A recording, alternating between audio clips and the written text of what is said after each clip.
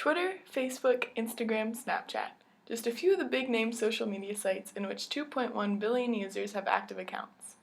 1.4 billion alone use Facebook, with 284 million on Twitter, 300 million on Instagram, and the rest on other sites like Google Hangouts, Vine, and LinkedIn. Social media has influenced how we talk to one another, through sending 10-second long pictures, 140-character long tweets, posts that share our thoughts on Facebook, direct messaging in group chats, and holding accounts on multiple networking sites. This relatively new form of communication has transformed the society in which we live, making it easier to get to know new people and catch up with friends we've long forgotten since high school. But every seemingly good thing has harmful side effects. When's the last time you checked your phone? 60 minutes, 10 minutes, maybe 1 minute ago?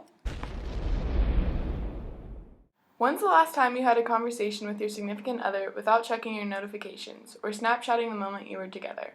It's difficult to stay in touch with the real world when there are so many virtual realities we find online. Sure, technology and social media have been wonderful new additions in our lives, but they've posed threats to romantic relationships.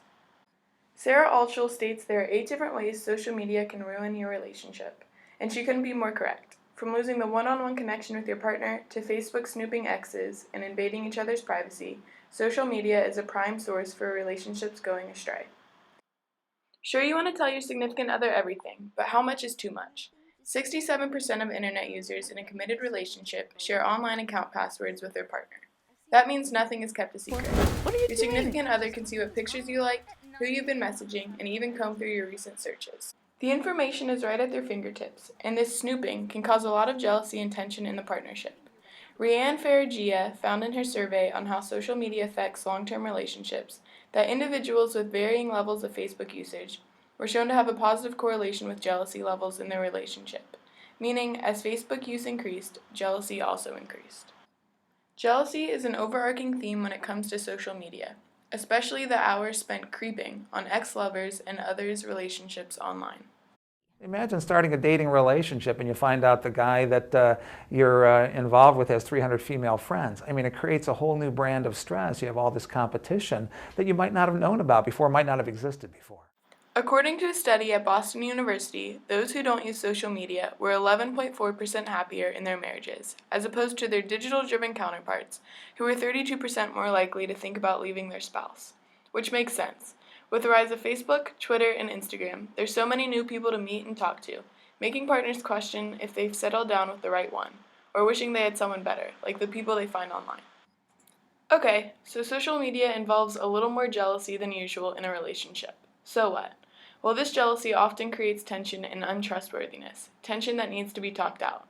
However, always having your cell phone in your hand or eyes glued to the screen of social media, it makes it difficult to have a real conversation with your partner. The Pew Research Center found that 25% of cell phone owners in a marriage have felt their partner was distracted by their cell phone when they were together, and 8% of internet users have had an argument with their partner over how much time either one of them was on their social media accounts. Yet another reason how social media makes it difficult to have a healthy relationship with a significant other. The tone of anything online or message to another person is always ambiguous. There's room for interpretation, and almost everything can be blown out of proportion. This is especially true when couples try to resolve their issues over the internet.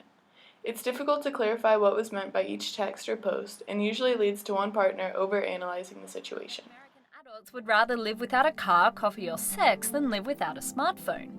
So how does our relationship with technology affect our relationship with other people? No, why? Because you're texting someone and you look very guilty right now. Or I'm playing words with friends with Longinus. The same is true for messaging other friends online. The use of social media sites and messaging makes it difficult for partners to understand what their significant other is saying. Something that was meant as a friendly gesture could be taken as a flirtatious remark. This only causes more harm and deceitfulness, leaving the partner questioning if their lover is cheating.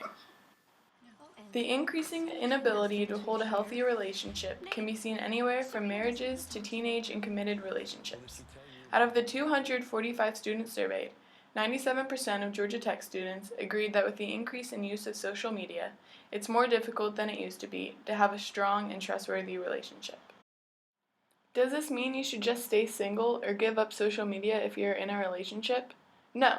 Just be cautious of the amount of time you're spending on these sites when interacting with your partner. Have boundaries on what can and cannot be shared, and limit your snooping. If you can't follow these suggestions, then perhaps you have a rocky relationship and should speak to your significant other. In person, of course.